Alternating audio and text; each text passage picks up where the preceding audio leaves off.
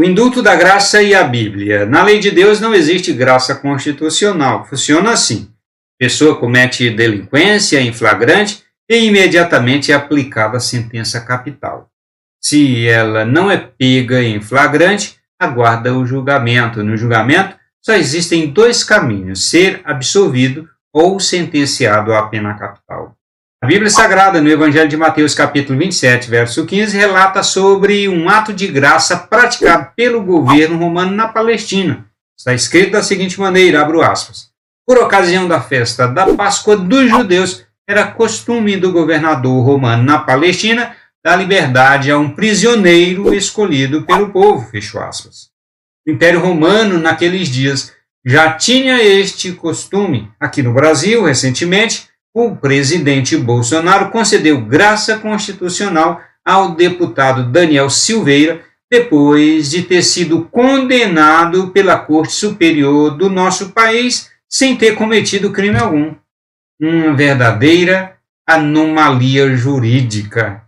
Os políticos de Roma aprenderam desde muito cedo a usar a soltura de presos para ganhar apoio popular.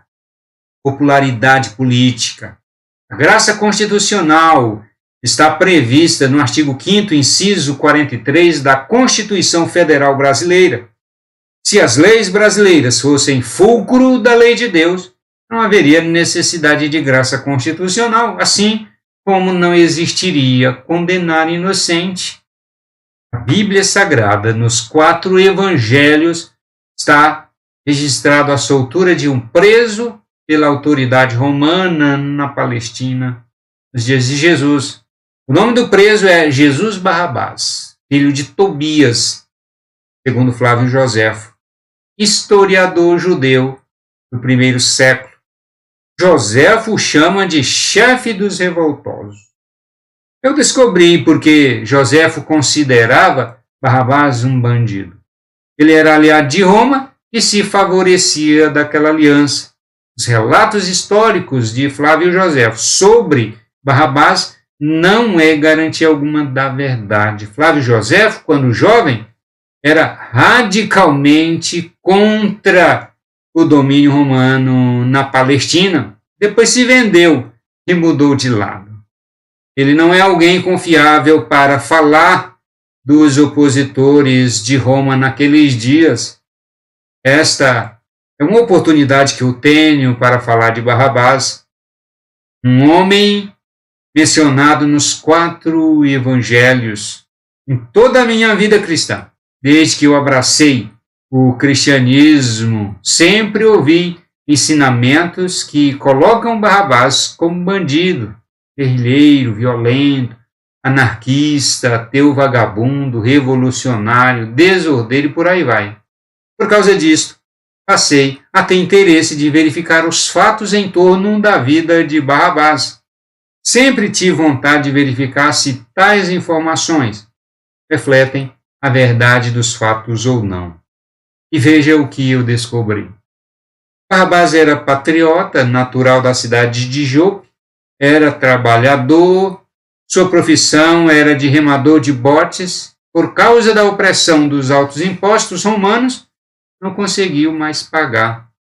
O governo romano lhe confiscou a sua empresa e tirou seu sustento. Revoltado, Barrabás formou um partido, um grupo, formado por pessoas também descontentes com o Império Romano. Ele era o chefe daquela turma, depois de confiscados seus bens, e como meio de fustigar as forças opressoras romanas, passou a assaltar os bens de membros e aliados do governo romano. Com isso, Barrabás se tornou conhecido em todo o país. Flávio Joséfo fala de 2 assaltos cometidos pelos seguidores de Barrabás. Em um deles, Barrabás atacou com seu grupo uma guarnição de soldados romanos na cidade de Cafarnaum, lá na Galileia. Levaram todos os bens e pertences da tropa e acabaram matando o soldado. E em outra ocasião, roubaram os bens dos sacerdotes do templo. Aqui já é na Judéia. Os sacerdotes eram da classe dos saduceus, eram fortes aliados do governo romano. Os relatos bíblicos em torno de Barrabás são muitos, vejam alguns. Por ocasião dos últimos dias de Jesus Cristo aqui neste mundo, Roma já havia prendido Barrabás com alguns dos seus soldados. Tanto Jesus Barrabás quanto Jesus Cristo estavam presos, acusados de serem traidores de Roma. Em particular, Jesus Cristo foi condenado pelo Sinédrio, o tribunal dos hebreus, acusado de blasfêmia por dizer que ele era Deus, e foi condenado pelo tribunal romano, acusado por ele mesmo dizer que era rei. Jesus Cristo morreu por ser Deus e por ser homem ao mesmo tempo. Pôncio Pilatos, governador romano na Judéia, atendeu ao pedido popular de soltar Barrabás. Evangelho de Mateus, capítulo 27, verso 17. É bom saber que a multidão que estava em frente ao palácio de Pôncio Pilatos, no julgamento de Jesus Cristo, não eram os seguidores e nem os simpatizantes de Cristo, mas sim aquela parte da população que fazia oposição a Cristo. Inclusive foi incitada pelos membros do Sinédrio a pedirem ao governador Pilatos a soltura de Barrabás no lugar de Jesus. Mateus capítulo 27, versos 20 e 26 e Marcos 15 e 11. Os seguidores e simpatizantes de Jesus Cristo, naquela ocasião, estavam distantes, com muito medo, fugiram. Pôncio Pilatos mandou soltar Jesus Barrabás e entregou aquelas pessoas que estavam gritando em frente ao palácio. Mateus capítulo 27, verso 26. Os cristãos passaram a não simpatizar Barrabás por tabela, porque aqueles judeus em frente ao palácio do governador preferiram a soltura de Jesus Barrabás a preferir a soltura de Jesus Cristo. Há fortes indícios que Barrabás e os seus soldados eram membros do Partido dos Zelotes. O Partido dos Zelotes foi fundado no ano 6 da nossa era por Judas de Gamala para se opor à dominação romana na Palestina. Não é de se estranhar que o interesseiro Flávio Joséfo tenha chamado os Zelotes de seita vil. Simão Pedro, discípulo de Cristo, era do partido dos Zelotes, Lucas 6 e 15. Por isso, depois, quando já era apóstolo, ele ensinou que os crentes devem se sujeitar às instituições humanas, desde que elas sejam legítimas cumpridoras do seu dever. 1 Pedro 2, versículos 13 e 14, desde que, sujeitando-se a elas, não sejam desobedientes ao nosso Senhor Jesus Cristo. Atos capítulo 5, verso 29. Barrabás era conhecido em toda a nação hebraica. Todos na nação tinham conhecimento do partido dos Zelotes e do que fazia. Mateus capítulo 27, verso 16. O partido tinha a simpatia de parte do povo hebreu, aquela parcela que declarada ou veladamente era contrária à dominação romana na Palestina, e a população sabia do que os seus membros faziam com os soldados romanos nas estradas da Palestina e com os apoiadores de Roma. No Evangelho de Mateus, capítulo 27, versos 15 a 17, está escrito, abro aspas, contudo, por ocasião da festa, era costume do governador dar liberdade a um prisioneiro escolhido pelo povo. Detinham eles naqueles dias um criminoso muito conhecido de todos, chamado Barrabás.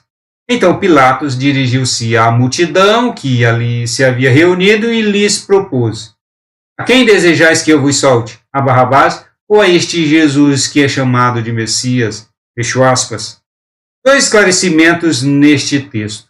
Primeiro, o governo romano na Palestina costumava soltar um preso por ocasião da Páscoa judaica e usava disto ocasião para ganhar popularidade política. E segundo, essas duas palavras, prisioneiro e criminoso, em nossa tradução, se tratam da mesma palavra. No original é desmion, que quer dizer preso.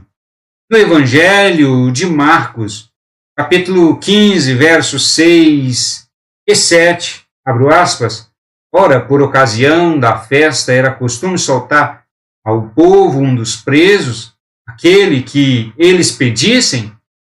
Havia um, chamado Barrabás, preso com rebeldes, os quais em um tumulto haviam cometido homicídio. Neste texto notamos que Marcos diz que Barrabás foi preso com rebeldes. A palavra original é estasiaston, que quer dizer insurgentes. No tumulto ocorreu um homicídio, possivelmente uma briga entre os defensores de Roma com os contrários. As pessoas que participavam de revoltas contra o Império Romano eram presas, julgadas e executadas. Nos governos imperiais, ninguém podia se levantar contra governantes. Os zelotes hebreus viviam fazendo revolta popular contra o Império Romano. Barrabás foi preso em uma das revoltas que participou. A morte do homem naquele conflito, aquele tumulto, aconteceu durante uma revolta popular contra o Império Romano. Havia muitos hebreus que defendiam o Império Romano governar sobre a nação de Israel e reprovavam as manifestações contra que os zelotes promoviam. Nas revoltas costumavam ter dois lados opostos entre si, os que defendiam o governo do Império Romano sobre a Palestina e os contrários. Nesta revolta em questão, alguém morreu e Barrabás e seus companheiros foram presos sob a acusação de terem assassinado uma pessoa. No Evangelho de Lucas, capítulo 23, versos 15 a 17, abro aspas, nem mesmo Herodes encontrou em Jesus crime algum, pois o mandou de volta para mim. Assim é claro que ele não fez nada que mereça a pena de morte. Portanto, após castigá-lo, ordenarei que seja solto. E ele era obrigado a soltar um detento por ocasião da festa. Fecho aspas. O texto original diz apenas, e ele era obrigado a soltar alguém. Temos que observar a expressão era obrigado. Já era lei em Roma soltar um detento por ocasião da festa da Páscoa dos judeus. As pessoas que participavam de revoltas contra o Império Romano eram presas, julgadas e executadas. Os governos imperiais, ninguém podia se levantar contra os governantes. Os zelotes hebreus viviam fazendo revolta popular contra o Império Romano. Barrabás foi preso em uma das revoltas que participou. No Evangelho de João, capítulo 18, versos 38 e 39, abro aspas, Pilatos perguntou, o que é a verdade? Depois de dizer isto, Pilatos voltou-se aos judeus e lhes disse, eu não acho nele, nem em Cristo, crime algum. Mas é costume entre vocês que eu solte alguém por ocasião da Páscoa. Vocês querem que eu lhes solte o rei dos judeus? Fecho aspas. O apóstolo João se refere a Barrabás como salteador, fazendo uso da palavra lestes, que significa alguém que rouba abertamente. João não se refere a ele usando a palavra kleptes, que quer dizer alguém que rouba com discrição e dissimuladamente. Evangelho de João, capítulo 12, verso 6. Ao se referir a Judas, João diz que ele roubava com sutilezas. João 12, 8. E ao se referir a Barrabás, diz que ele roubava abertamente. O que isso quer dizer? Estou trazendo à luz esta questão a fim de que possa ficar evidente as motivações pelas quais Judas e Barrabás roubavam. Alguns dizem que Barrabás era uma espécie de Robin Hood. Isto também não é a verdade, definitivamente. Barrabás fazia protestos, roubando os fortes aliados de Roma, como as tropas e os sacerdotes hebreus. Judas era ladrão, desleal, sem princípios e sem escrúpulos. Já Barrabás era um homem patriota que lutava pelo que era correto, mas da maneira errada. Ele achava que a coisa certa a ser feita era assaltar os soldados romanos e lhes roubar a comida, as vestimentas e as demais coisas de valor. Barrabás não roubava as pessoas comuns. Ele roubava as coisas dos membros do governo romano na Palestina como forma de protesto. Barrabás era judeu, seu nome vem do grego, Barrabás significa filho de pai nobre. Em alguns manuscritos antigos de Mateus, o nome de Barrabás ocorre, de fato, como Jesus Barrabás. Eu não sou advogado de Barrabás, deixo bem claro. Não inocente culpado, reprovo toda espécie de crime e quem comete crime tem que pagar sim. Sou apenas zeloso pela verdade. Eu não confio no historiador judeu Flávio Joséfo. Ele era um sacerdote judeu de família aristocrática, era fariseu e pró-romano. Para defender seus interesses financeiros e políticos, difamou os zelotes, Barrabás e os seus soldados. Não confio nesta parte da história contada por Joséfo sobre Barrabás, no seu extenso livro. Confio no que está escrito nos evangelhos, conforme mencionei anteriormente. Mas voltando à graça constitucional concedida pelo presidente Bolsonaro ao deputado federal Daniel Silveira. Ao meu ver, o presidente agiu corretamente se utilizando de um dispositivo constitucional.